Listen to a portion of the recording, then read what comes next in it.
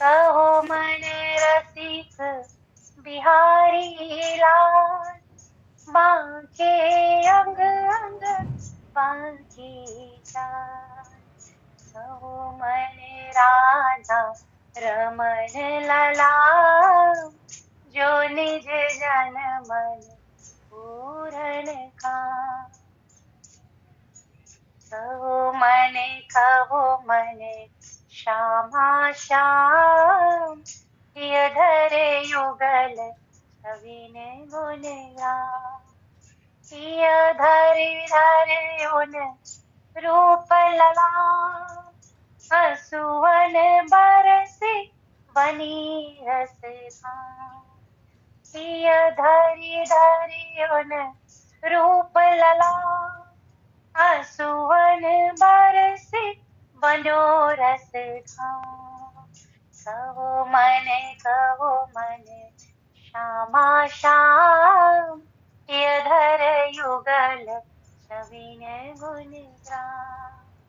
कहो मने श्यामा श्याम, ये धर युगल छविन गुण ग्राम। चितवनी मुस्कनी अति अभिराम, निरखत मन पावत विश्राम। चितवनी मुस्कनी अति अभिराम, निरखत मन पावत विश्राम। कहो मन श्यामा श्याम, ये धरे युगल।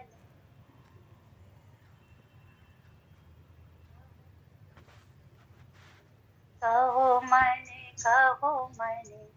श्यामा श्याम, ये धरे युगल छविन गुण ग्राम। ये धरि उन रूप ललाम, हसुवन बरसी बनो रस धाम। कहो मन राधा रमन ललाम, जो निज जन मन पूरन काम। कहो मन श्यामा श्याम, ये धर युगल छविन गुण गाम। कहो मन श्यामा श्याम, ये धर युगल छविन गुण गाम। कहो मन श्यामा श्याम, ये धर युगल छविन गुण गाम। बोलिए शिव सरकार की।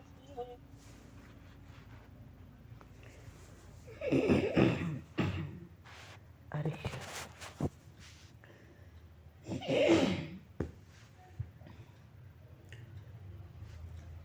अनंत कोटि ब्रह्मांड नायक सर्वेश्वर पूर्ण परात्पर ब्रह्म, असंख्य कल्याण गुणगण निलय, भक्तवांशा कल्पतरु, शरणागत वत्सल भक्त वत्सल दीनबंधु दयास, भगवान श्री राधा माधव की असीम कृपा करुणा से 84 कोस ब्रजमंडल धाम के हृदय स्थल श्री राम वृंदावन से महापुरुषों की भावमयी सन्निधि में एवं आप सभी श्रद्धालु भक्त वैष्णवों की मंगल सन्निधि में मानव जीवन का सर्वोत्कृष्ट फल भगवत गुणगान भगवत स्मरण का आनंद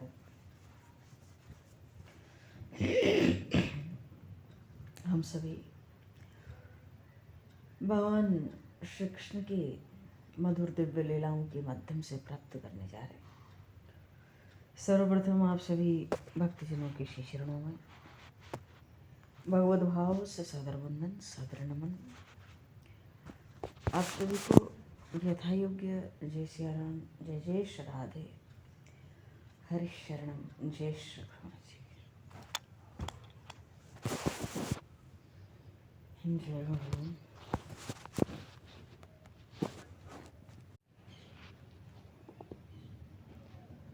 पूर्णेन्दु सुंदर मुखादर विंदनेत्रात् कृष्णात् परं किमपि तत्त्वमहं न जाने। कृष्णात् परं किमपि तत्त्वमहं न जाने।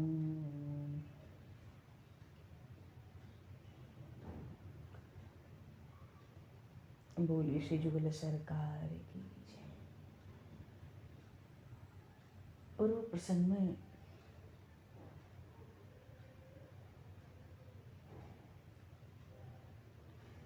चिंतन चला भगवान श्री राधा कृष्ण का विवाह मुहूर्त है।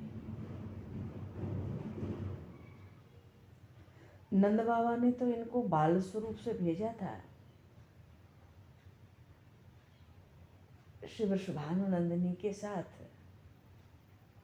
अपने कुंवर को।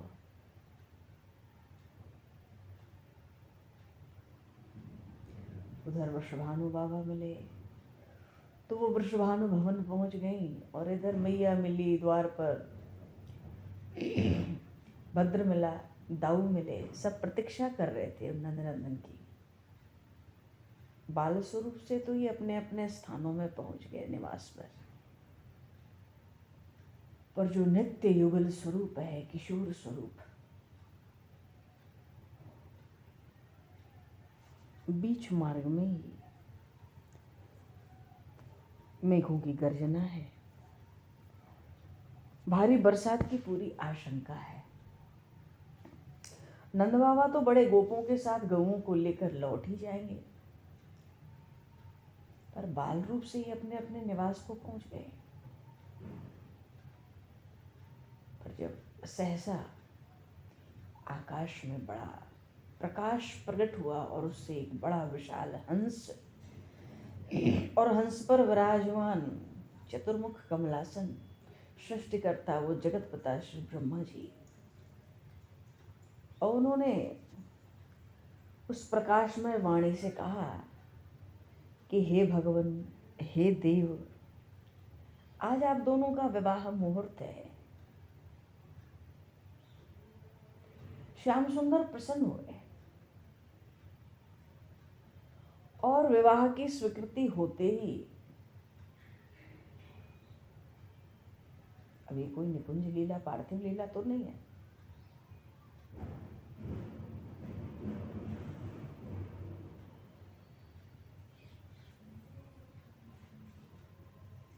बड़ा सघन कुंज प्रकट हो गया और सब अपने अपने आवास को चले जाएं, सखा लौट जाएं, दाऊ लौट जाएं, नंद बाबा, गोप, गौएं सब लौट जाएं अपने अपने स्थान को। इसलिए ब्रह्मा जी के संकेत से ही आकाश में आज मेघ बहुत गरज रहे हैं, क्योंकि ब्रह्मा जी को पता है आज नित्य दंपति के विवाह का मुहूर्त है, तो बाकी सबको तो लौटाना होगा और बाल स्वरूप से इनको लौटाना होगा।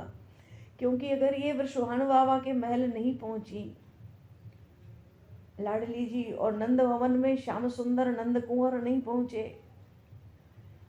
तो भी तो ब्रज व्यथित हो जाएगा। तो सबको सबके स्थान पहुंचा दिया।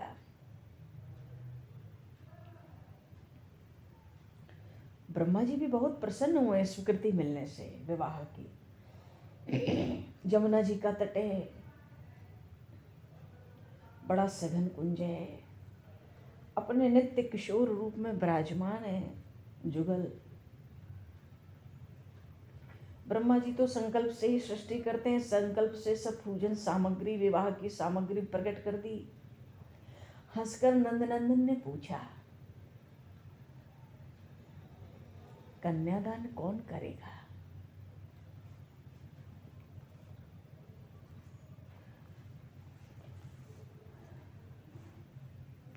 ये तो हिरण्यगर्भ है सृष्टिकर्ता, बहुत गंभीर हो गए, पर थोड़ा हंसे मुस्कुराए।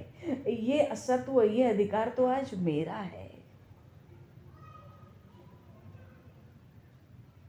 मैंने पहले ही बहुत बड़ा अपराध किया था आपके ब्रज में, आपके सखाओं, बाल सखाओं के प्रति, गोधन के प्रति अपहरण कर ले गए थे यही ब्रह्मा जी, अपने लोक में रख दिया। 1 साल बीत गया था।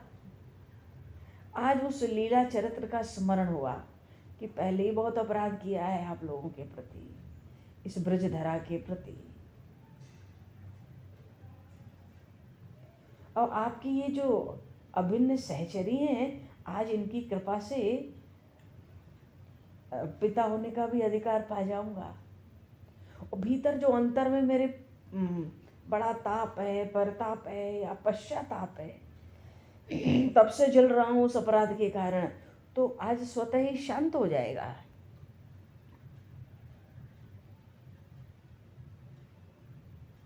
पर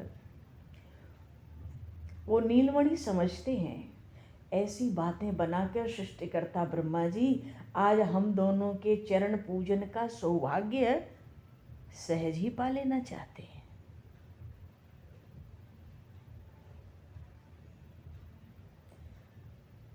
अच्छा, ब्रह्मा जी तो स्पष्ट कह रहे हैं कि आप तो नित्य दंपति हैं, फिर आपका विवाह तो एक विडंबना ही है, पर मैं आपके चरणों के आश्रित हूं, तो इस आश्रित पर अनुग्रह करके इस प्रस्ताव को आप स्वीकार कर लें। कितनी दुर्लभ, कितनी रहस्यपूर्ण बात ब्रह्मा जी ने कही। विडंबना ही है, नित्य दंपति का कोई विवाह होता है? पर ब्रह्म, पराशक्ति, इनका क्या विवाह होगा? ये तो विडंबना है।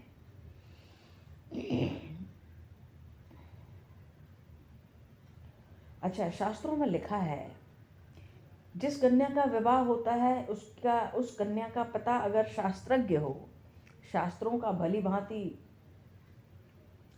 जानकार हो, तो कन्यादान का स्वयं आचार्य बन जाए, और उसमें किसी ब्राह्मण को आपत्ति भी नहीं होती है। सामग्री तो स्वयं सृष्टिकर्ता ब्रह्मा जी ने अपने संकल्प से उपस्थित कर दी, और उनके स्मरण करते ही अग्निदेव प्रकट हो गए। ब्रह्मा जी महाराज ने विधि पूर्वक कन्यादान किया, खुद ही आचार्य बने। अरे 4 वेद तो इन्हीं के मुख से प्रकट हैं, हिरण्य गर्भ तो यही है, कौन सा शास्त्र का ज्ञान बचा होगा इनके पास? अरे जो अपने संकल्प से सृष्टि की रचना करते हैं, विधि पूर्वक कन्यादान किया। हाँ, अग्निदेव का आवाहन किया, अग्नि को साक्षी रखकर ही, ब्राह्मण को साक्षी करके ही विवाह होता है। तो अग्निदेव प्रकट हुए, और ब्राह्मणों की परंपरा ही ब्रह्मा जी से चली, इसीलिए तो उनका नाम ब्रह्मा है। ब्रह्म होने के कारण ब्रह्मा है, ये ब्राह्मणों का वंश है। इसी में आगे प्रहलाद जी भी हैं, इसी में रावण भी है, इन्हीं के सब पुत्र पौत्र प्रपौत्र नाती परनाती यही तो हैं, सब ब्राह्मण है। राक्षसी स्वभाव था, पर थे तो सब ब्राह्मण। रावण भी ब्राह्मण था, उत्तम कुल पुलस्त के नाती, महर्षि पुलस्त के पौत्र हैं सब। कैसा उत्तम कुल है? महर्षि पुलस्त ब्रह्मा जी के पुत्र हैं, तो ब्राह्मण नहीं है, सब ब्राह्मण ही तो हैं। आज ब्रह्मा जी खुद ही आचार्य हुए, और खुद ही पिता होकर कन्यादान भी किए, विधि पूर्वक कन्यादान किया, और फिर सप्तपदी हुई, 7 फेरे भी हुए। तो ब्राह्मण के भाग का मंत्रोच्चारण ब्रह्मा जी ने किया, अग्नि के भाग का मंत्रोच्चारण स्वयं अग्निदेव ने किया।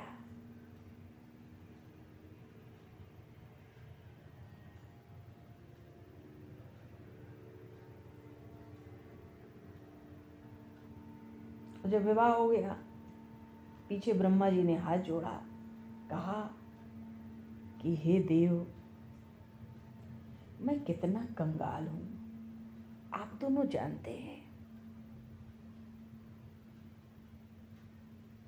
आप दोनों को आज बेटी जामाता बना लिया, फिर भी कुछ देने में असमर्थ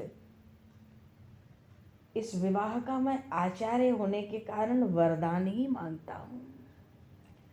भाई, ये भी तो रस्म पूरी होनी चाहिए। आचार्य को तो कुछ दान मिलता है, और आचार्य भी तो वही है।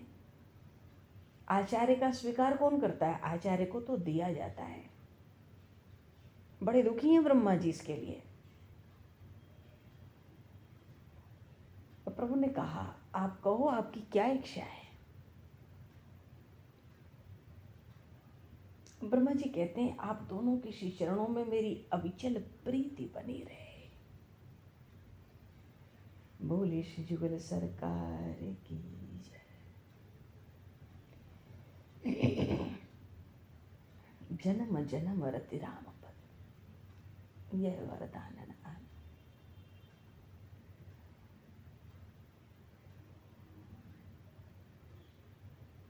अविचल प्रीति, अविचल प्रेम।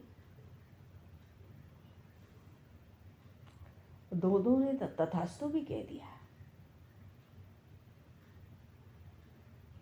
अभी वो संकोच में ही श्री राधा रानी विराजमान है, वो तो नेत्र भी संकोच के कारण उठा नहीं पा रही थी।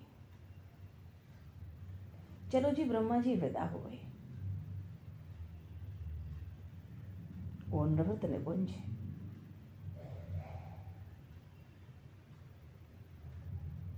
उस दिन सब कुछ नित्य हो गया। विहार नित्य हुआ, निकुंज नित्य हुआ। श्री किशोरी जी तो अनंत सौंदर्य माधुर्य, सुषमा की श्री मूर्ति।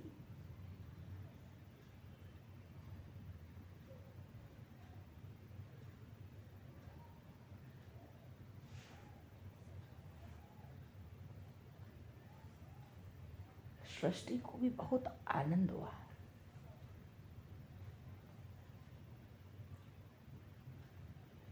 पर देखो ना, इधर विवाह हुआ भांडेर वन में, भांडेर वट के नीचे सृष्टिकर्ता ब्रह्मा जी ने संपन्न कराया, और उस यज्ञ के आचार्य भी हुए, पिता होकर कन्यादान भी किया।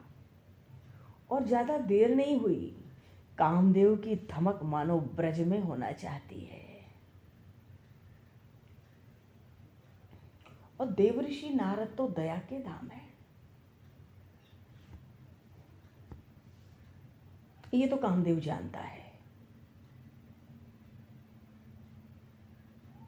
और देवऋषि नारद की जो दया होती है, वो भी उन नारायण के तरह जीव के अभिमान का हरण करने वाली ही होती है। पर ये बात कामदेव को नहीं पता थी।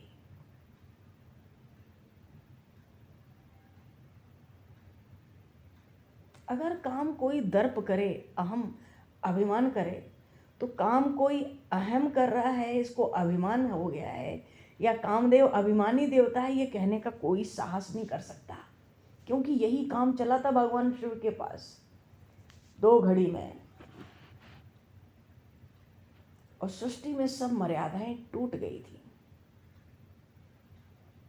जितने ब्रह्मज्ञानी परमहंस जन थे, जो संपूर्ण जगत को ब्रह्ममय देखते थे, वो नारीमय देखने लगे थे। और मनुष्य, देव, प्रेत, गंधर्व की कौन कहे, ये तो सदा से ही काम के चेहरे हैं, काम के सेवक। प्रकृति भी, लता वृक्ष, नदियां, समुद्र, बावली, तालाब, सब प्रकृति में 2 घड़ी में जिस काम का ऐसा बल हो। पर गोस्वामी जी ने वहां भी कहा कि जे राखे रघुवीर ते उभरे ते कालमा। उस काल में भी वो बचे जिनको प्रभु ने अपने चरणों से लगा रखा। ऐसी विकट स्थिति में भी काम उनका कुछ नहीं बिगाड़ सका। सब ग्रंथ तो कंदराओं में छिप गए। कहने का भाव है कि जिस काम का ऐसा बल है, धनुष तो लेता है पुष्पों का। भगवान शिव की समाधि भंग करने यही तो आया था। ऐसे बलवान काम को कौन कह सकता, भाई तू अभिमानी है। देख भी लेगा काम तो गया वो।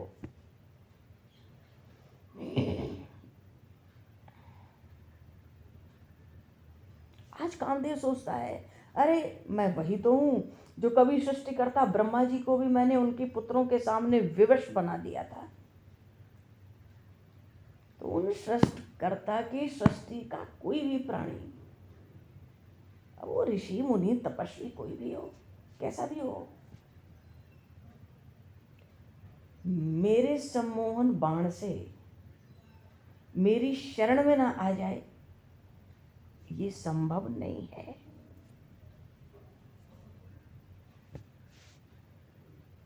और भगवान भूतनाथ, उन्होंने मुझे भस्म कर दिया, और वो मेरी पराजय थोड़ी थी, मैं तो भले ही भस्म हुआ।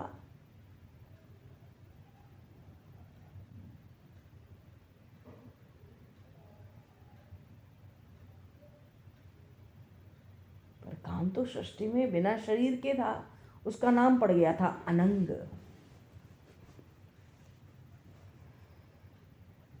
हाँ, कामदेव स्वीकार करता है, बिल्कुल उचित रूप से मेरी पराजय हुई। कभी कब हुई? वो धर्मनंदन आए थे ना बद्रिक आश्रम में, जो तपस्या में निमग्न थे, वो नर नारायण। और ये काम भी तो उन श्री हरि का ही अंश है।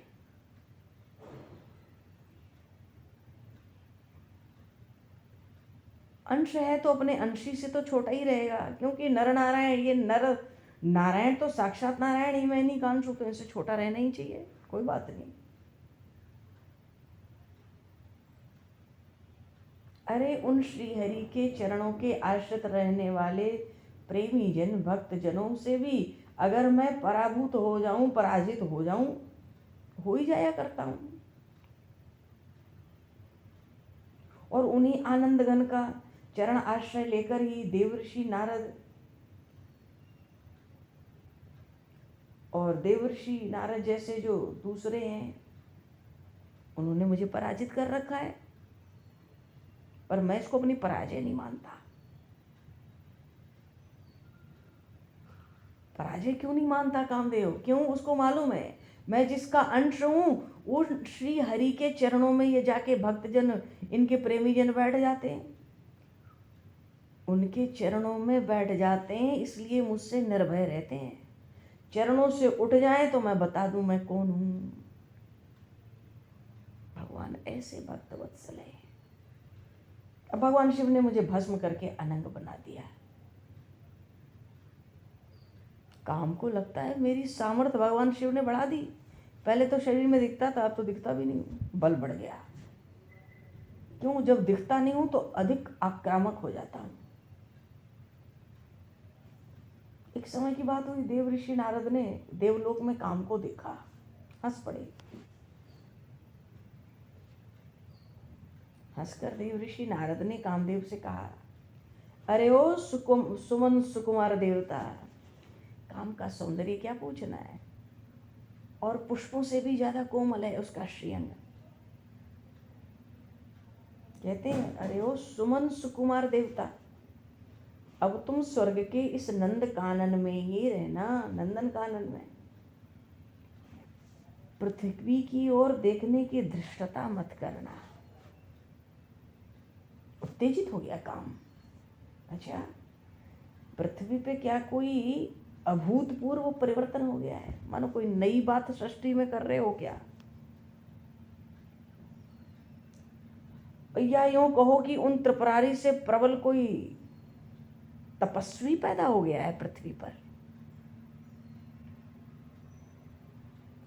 या ब्रह्मा जी अपने से भी अधिक समर्थ संयमी के सृजन में, रचना में सफल हो गए? ऐसा कौन है पृथ्वी पर अभी?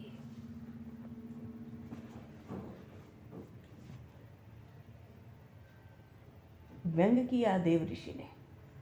एक गोप कुमार आ गया है भारतवर्ष की धरा पर, ब्रज वृंदावन में, और जो बड़ा दर्प करते हैं ना, अभिमान, उनकी बड़ी दुर्गति करता है।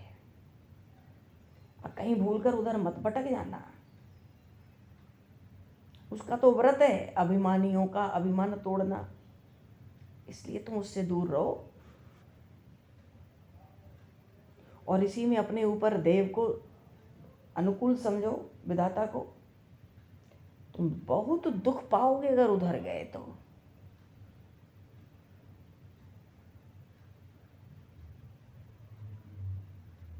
देव ऋषि नारद का व्यंग समझा नहीं काम। वो तो कहता है वो तप नहीं करता, गायें चराता है। नारद जी कहते हैं ब्रज की बालिकाओं से परिहास भी कर लेता है। कुछ कुछ कह के देव ऋषि चले गए थे। कहते थे तुम्हारा जो संपूर्ण पौरुष है ना, उसको, उस संपूर्ण पौरुष को पराजित करने का उसको अच्छा अभ्यास है। काम को तो असहनीय हो गया।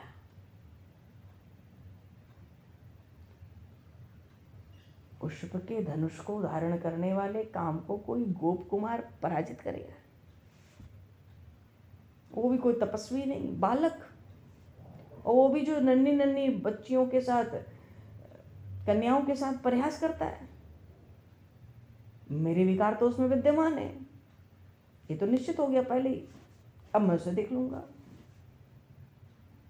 किसी मनुष्य की संतान है तो मेरा ये धनुष ही पर्याप्त है उसके लिए।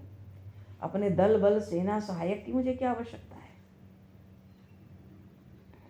न बसंत की, न मलयागिरी के सुगंधित मंद वायु की, न अप्सराओं की, गंधर्वों की, कुछ नहीं। वृंदावन पहुंचाया। जब वृंदावन आया, उसको लगा मैंने जो निश्चित किया, निर्णय लिया, बढ़िया था। क्योंकि पहले ही उसको लगा यहाँ तो पहले ही बसंत है, और बसंत के साथ शरद ऋतु भी तो है, और प्रथम पूर्णिमा, मेरी शक्ति तो अपने आप ही कहीं अधिक बढ़ चुकी है।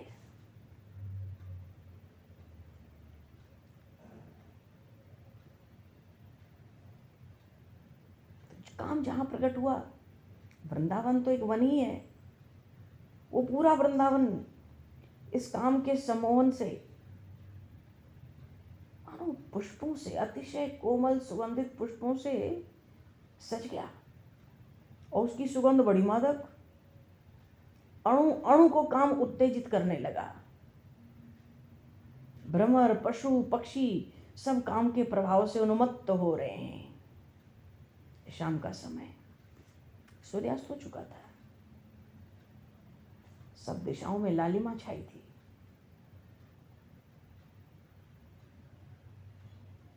उसी समय अकेला एक किशोर वन में आया। कामदेव उसको देखते ही चौंक गया।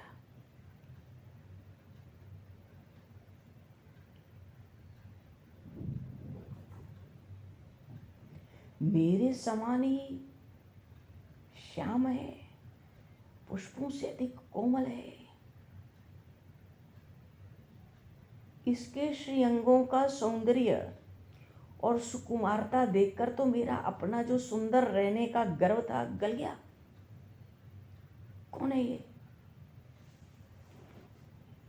अभी तो मैं अनंग हूं, ठीक है, पर जब मैं अंग था, जब मेरे पास अंग थे, इतना सौंदर्य, इतनी शोभा मुझ में तो कभी नहीं थी।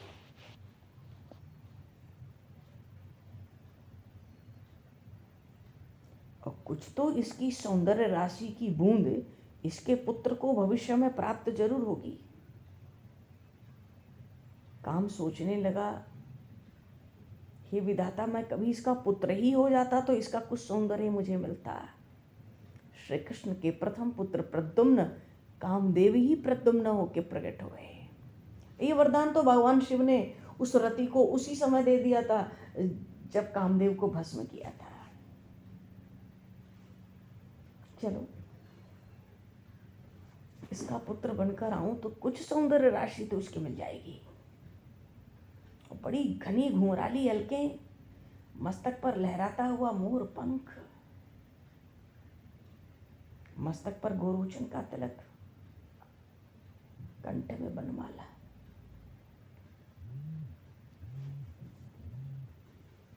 पीतांबर धारण किया हुआ, उत्तरी भी पीला, धोती भी पीली। धोती क्यों? काचनी नहीं, धोती क्यों? किशोर रूप में कोई आया है कामदेव के सामने। सब कुछ पीला पीला, हंसता हुआ आया।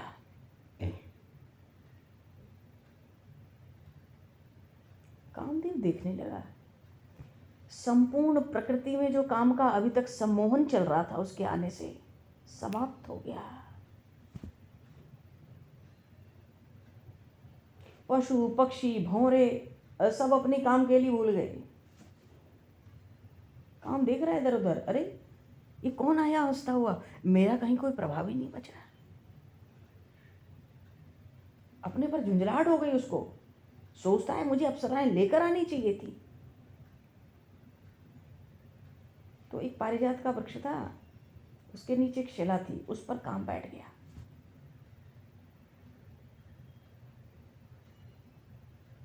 बाईं जंघा पर दाहिना हाथ रखकर बैठ गया।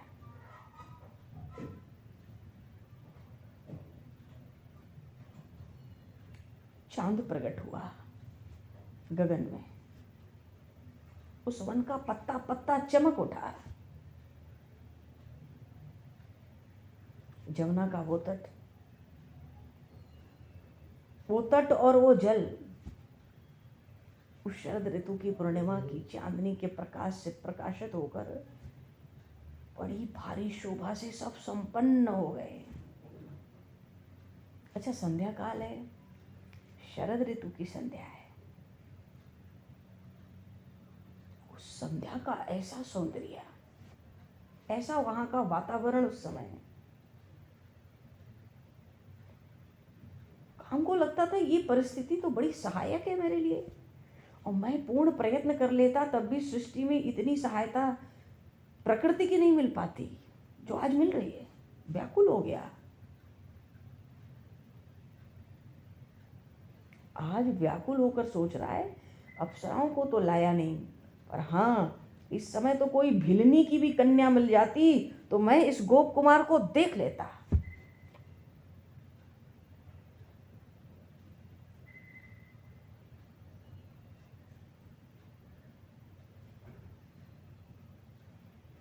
अच्छा, काम भीतर भीतर स्वीकार कर रहा है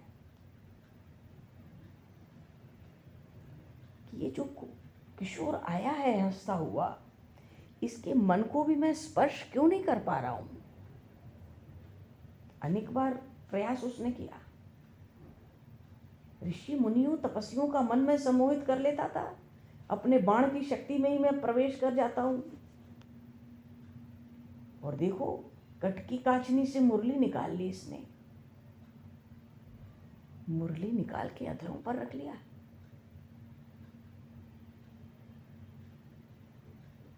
और वो मुरली बजी क्या, चौंक गया फिर से कामदेव।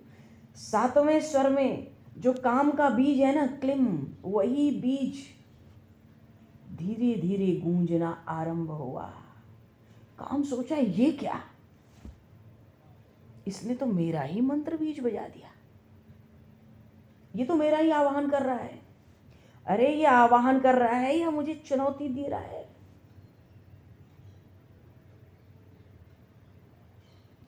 मैं इस पृथ्वी पर वृंदावन में उतर क्यों नहीं पाता ठीक से।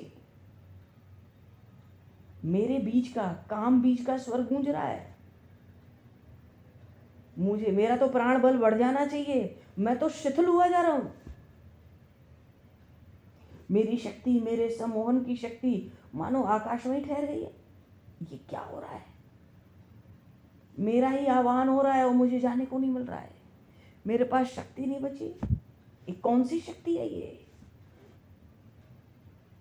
क्योंकि इतना सम्मोहन तो न तो मुझ में है, न मेरी रति के स्वर में है।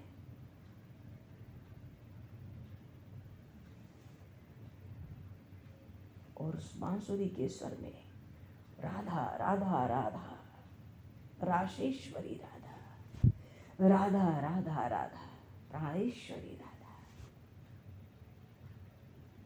पहली पुकार श्री जी की हुई। बंशी की स्वर ने तो पुकारना आरंभ कर दिया।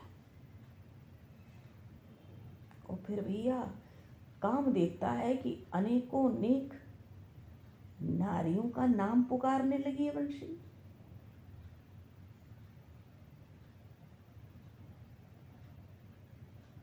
काम को साहस हुआ, जरूर ये इससे प्रेम करने वाली होंगी, चलो मुझे अवसर मिल जाएगा, मेरा बल बढ़ जाएगा। कोई आवे तो, इस एकांत में कोई आवे तो, और इस स्थान में अगर कोई आ गया तो मेरे सम्मोहन से क्या बच जाएगा? बजा भाई, तू ही बजा। पर बजा तो कामदेव तो उसका शरीर शिथिल होकर मानो गिरा जा रहा है। वो व्याकुल होके खुद ही छटपटा रहा है, मैं अपने के धैर्य को कैसे रखूं, अपने संयम को कैसे रखूं, मैं अपने शरीर को कैसे टिकाऊं, पता भी तो चले आगे क्या होने जा रहा है, मैं अपनी शक्ति कैसे बढ़ाऊं, मेरा बीज मंत्र बज रहा है, फिर भी मेरा शरीर शिथिल पड़ रहा है, मैं अपनी सुधबुद्ध खोता हुआ देख रहा हूं।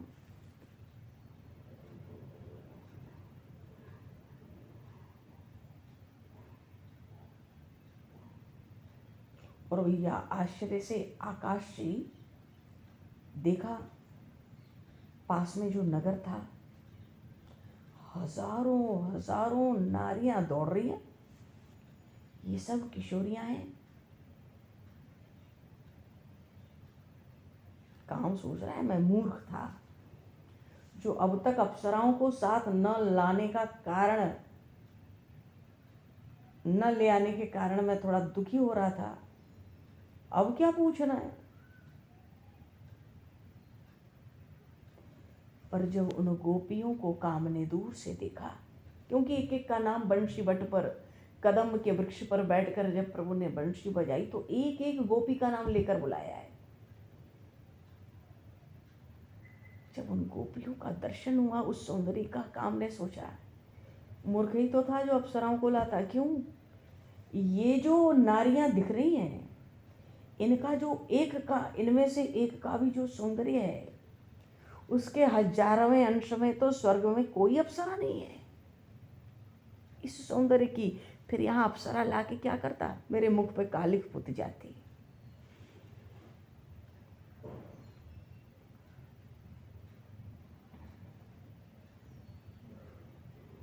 काम तो अदृश्य था ना, अनंग है, हाथ से उसके जो पुष्पों का धनुष था छूट गया है, छूट गया, काम को पता ही नहीं।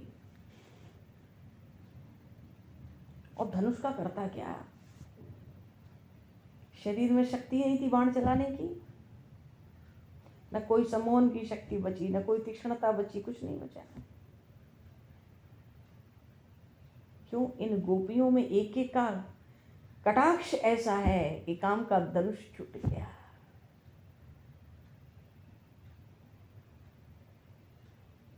यहाँ तो भैया काम के पंचबाण भी व्यर्थ हैं आज। हाँ, और सब भागी कैसी, सब अस्त व्यस्त होकर भाग रही थी। काम देखता है, ब्रज से ऊपर ही है, कितनी तो गोदोहन कर रही थी, दोहनी पटक के भाग गई। और किसी का दूध अग्नि पे उफन रहा था, वैसे ही छोड़ दिया उसने। कितनी तो अपना श्रृंगार कर रही थी, एक आंख में काजल लगाया, ऐसे ही वक्त पड़ी। किसी के एक चरण में नूपुर है, कोई तो एक ही कान में कर्ण के कुंडल डाल के दौड़ी आ रही है।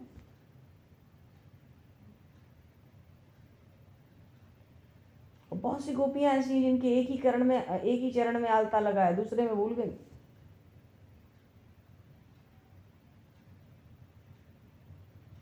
तो गीले गीले चरण हैं, उनके चरण के चिन्ह उस पृथ्वी पर बन रहे हैं, ब्रजधरा पर दौड़ती आ रही है। किसी का आते समय उत्तरीय गिर गया, कोई बाल बना रही थी, वो बीच में छूट गया। कोई घर में पति पुत्र भाई को भोजन करा रही थी, तो हाथ तो अन्न में सने थे, वैसे ही भागी।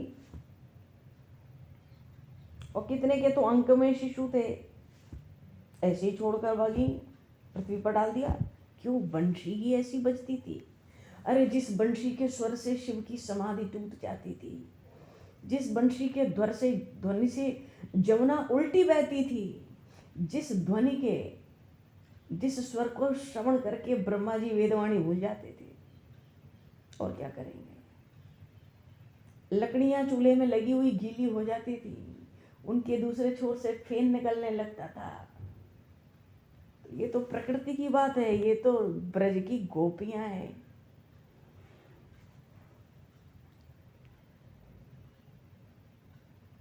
मानो जो जैसे जिस अवस्था में थी वैसे ही बंसी का स्वर सुनते ही दौड़ पड़ी। उनके अस्त व्यस्त शरीर, वस्त्र, आभूषण, केश सब काम को लगता है ये तो और भी मनोहारी दृश्य हुआ। और उनके घर के लोग रोक रहे हैं, अरे कहाँ जा रही हैं, इस समय वन में मत जाओ। कई ने रोका, पुकारा, पर क्या करेंगे ब्रजांगनाएं। इनको जब उस वंशी में अपने अपने नाम सुनाई पड़े तो फिर कुछ और सुनने की शक्ति नहीं बची इनको। इनका क्या दोष है, ये कुछ सुन ही नहीं सकी।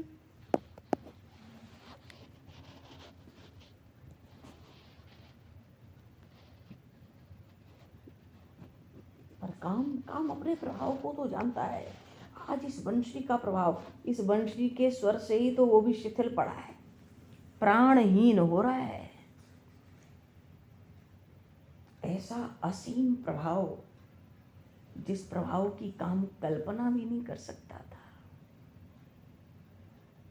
अनेक कल्पना से परे चमत्कार काम को देखने को मिले।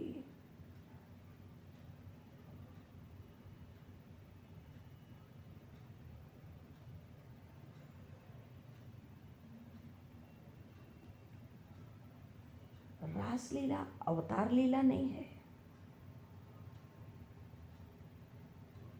क्योंकि अवतार लीला के रूप में तो भगवान श्री कृष्ण नंद भवन में मैया के पास ही शैया पर बने रहे। भाई बाल स्वरूप से तो दोनों घर लौट गए थे ना। ये शरद पूर्णिमा की संध्या है, यहाँ किशोर रूप से श्री कृष्ण पधारे हैं। काम को तो नाम भी नहीं पता अभी, तो किशोर रूप से पधारे हैं शरद पूर्णिमा की रात्रि को, तो बाल रूप से तो मैया के पास पड़े होंगे। तो अवतार की लीला तो नहीं है ना रास लीला। अवतार में तो जो लीला कर रहे हैं यशोदा मैया के अंक में पौड़े हुए हैं शरद पूर्णिमा की रात्रि को। मैया को मता है कन्हैया वन में गया ही नहीं, शाम को आया था गौचारण करके, फिर तो घर में ही है। और सच कहूं तो गोपियां भी अपने भौतिक देह से, पार्थिव देह से अपने अपने घरों में ही रही। रास तो दिव्य लीला है जो दिव्य देहों से हुई, और नहीं तो इस रास लीला के समय उन श्री कृष्ण की आयु 8 वर्ष 1 मास 22 दिन की थी। श्री राधा इनसे कुछ महीने, मानो 1 वर्ष से कम ही बड़ी हैं। उनकी सखियों में कोई भी उनसे 2 वर्ष से अधिक बड़ी नहीं है। श्री जी की सखियों में जो सबसे बड़ी हैं वो भी 2 वर्ष तक की ही बड़ी हैं। तो किसी की भी आयु 10 वर्ष से ज्यादा तो है ही नहीं। ये लीला एक दिव्य लीला है। न तो हम जीव कहने के अधिकारी हैं, न सुनने के। प्रभु ही जाने ये रास लीला कहाँ हुआ है।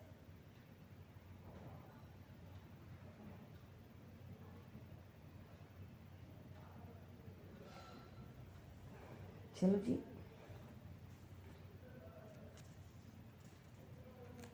काम को देखने के लिए आज तो अकल्पनीय चमत्कार हो रहे हैं।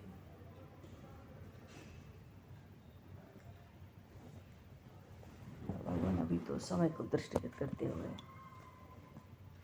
बोले श्यादेवर कृष्णचंद्र भगवान की जय, श्यावर रामचंद्र भगवान की जय, श्री शंकर भगवान की जय। सब संतन की जय, सब भक्तन की जय, सब गुरुदेव भगवान की जय।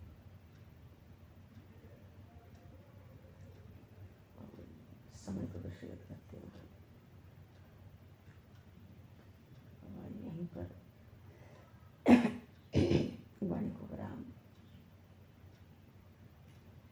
वाक्य पुष्पांजलि प्रभु के श्री चरणों में सादर समर्पित।